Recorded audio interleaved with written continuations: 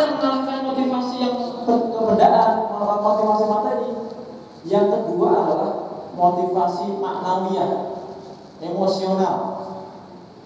Seorang bapak ya, yang punya anak dan punya istri bekerja dari Bogor ke Jakarta. Dia lakukan tiap hari dari berangkat, kalau orang Bogor ya biasanya berangkat itu setelah subuh ya, atau kadang subuhan di di stasiun Bogor, kemudian nanti pulang-pulang menjelang maghrib atau isya baru sampai rumah. Itu begitu terus setiap hari, Senin sampai ada yang sampai Sabtu, begitu terus. Tapi kalau kemudian tidak ada dorongan maknawi yang emosional, anak saya butuh makan, istri saya butuh saya nafkahi, maka dorongan itu tidak akan kuat. Artinya dorongan yang kedua itu bisa mengalahkan dorongan yang pertama tadi, dorongan materi.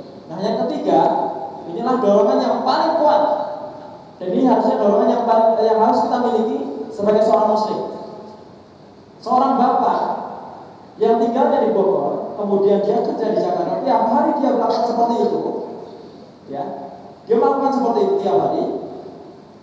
Maka kalau cuma alasannya adalah materi, alasan emosional, itu ternyata lebih dikalahkan apa alasan spiritual. Apa niat karena ibadah, bekerja karena ibadah. Berapapun yang didapat oleh bapak tadi bekerja, ya, hasilnya maksudnya hasil bekerja. Kalau niatnya ibadah itu berarti lillahi ta'ala, ya, dorongannya adalah kepada Allah, maka itulah dorongan yang paling kuat di antara dua dorongan yang sebelumnya tadi. Maka kalau kita berubah pun harus ada dorongan yang kuat. Salah satu alasan kita berubah adalah harusnya sebagaimana Allah sampaikan di dalam surat Al-Baqarah ayat 11, A'udzubillahi minasyaitonir rajim. Innallaha la yughayyiru ma biqaumin hatta yughayyiru ma bi anfusihim. Sesungguhnya Allah tidak akan mengubah nasib suatu kaum, keadaan suatu kaum, keadaan seseorang kalau kemudian seseorang itu tidak mengubahnya sendiri. Nanti kita punya pilihan.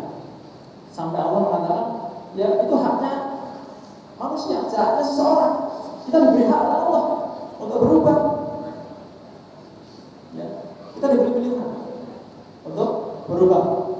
Maka kalau kaitannya dengan bahasan kita hari ini, ya, bahasan kita pada malam hari ini bahwa kekinian, apakah harus kemudian mengikuti kekinian terus, ya, apakah kemudian boleh mengikuti kekinian dan seterusnya, ya, maka perubahan seperti apa yang harus kita harus lakukan dalam konteks kekinian kita ini sekarang ini, ya.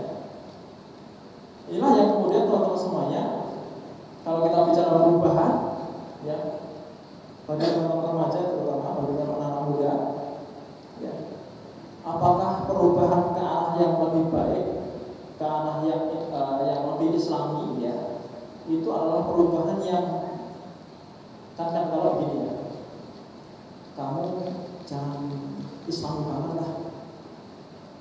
Jadi ada pilihan, kayaknya itu seperti ada pilihan. Jadi ada islami, kemudian islami banget. Kayaknya seperti itu. Kamu kalau Islam jangan kafah-kafah, jangan apa ya? Kamu itu kalau Islam jangan fanatik. Nah, itu begitu. Karena kalau begitu, ya, kalau jamaah di sini insya Allah tidak ada. Nah, kadang-kadang ada yang mengatakan begitu, mengatakan bahwa orang kita sebenarnya mau berubah ke arah yang lebih baik, ke arah bagaimana kita itu bisa kafah, ya, berislam, jadi menjadi muslim yang kafah, ya.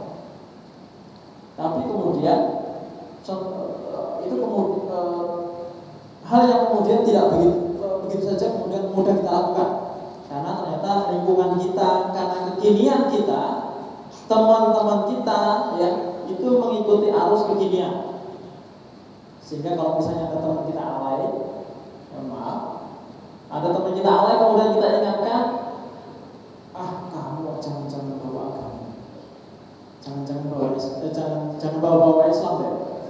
Islam cukup di pojokan masjid, ya.